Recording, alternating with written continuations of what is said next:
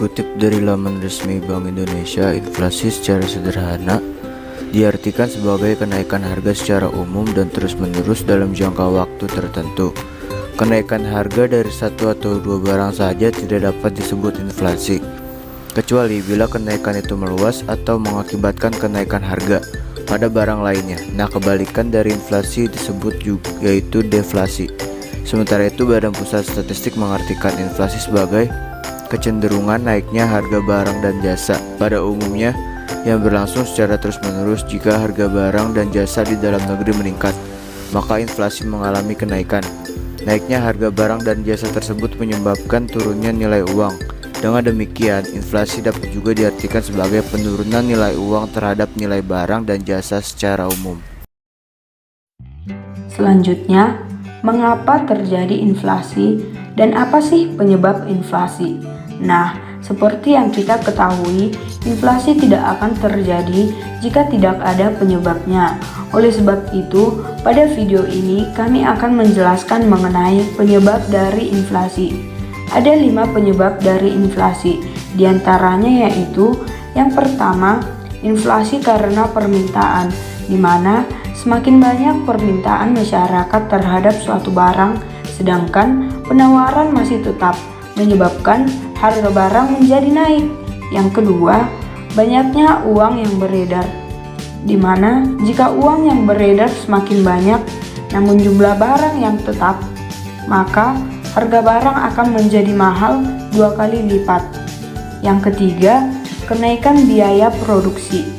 Kenaikan biaya produksi ini dapat menyebabkan inflasi karena adanya dorongan kenaikan biaya produksi dalam jangka waktu tertentu secara terus-menerus.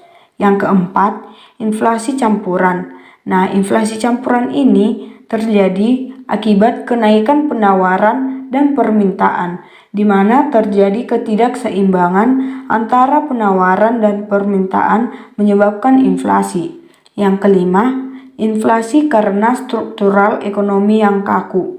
Di sini menunjukkan pada produsen tidak bisa mencegah dengan cepat kenaikan permintaan yang diakibatkan oleh pertumbuhan penduduk. Akhirnya, permintaan sulit dipenuhi saat adanya pertumbuhan jumlah penduduk. Negara-negara yang pernah terjadi inflasi di dunia. Yang pertama itu ada Venezuela. Tingginya tingkat inflasi di Venezuela membuat harga barang-barang kebutuhan menjadi sangat tak masuk akal. Misalnya, sekotak tisu kini dijual dengan harga 2,6 juta dan sekilo daging ayam dihargai sekitar 14,6 juta. Sementara itu, harga bensin jatuh terpuruk dan kini harganya bahkan setara dengan permen dan sebatang rokok. Bahkan tingkat inflasi di negara ini sebesar 10 juta %. Yang kedua itu ada Zimbabwe. Dalam rilis berita Al Jazeera diketahui bahwa inflasi Zimbabwe per Agustus 2019 mencapai 300%, meningkat drastis dari sekitar 175,66% di bulan Juni. Dengan demikian, inflasi Zimbabwe tahun 2019 ini mengalahkan inflasi Venezuela yang hanya mencapai 135,5% di bulan Agustus. Yang ketiga itu ada negara Hungaria.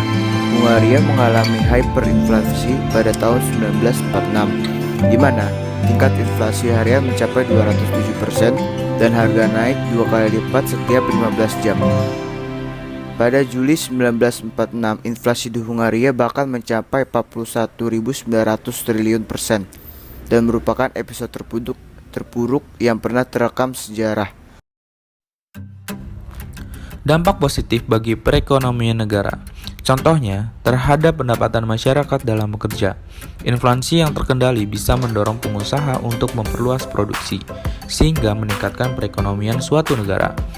Ketika produksinya ditambah, maka akan membuka lowongan pekerjaan baru bagi masyarakat. Hal ini juga bisa meminimalisir tingginya angka pengangguran dan kemiskinan dalam suatu negara karena masyarakatnya akan mempunyai pendapatan. Selain berdampak positif, kebanyakan inflasi berdampak negatif. Jika perekonomian dalam suatu negara mengalami kekacauan, maka akan membuat masyarakat menjerit akibat mahalnya barang.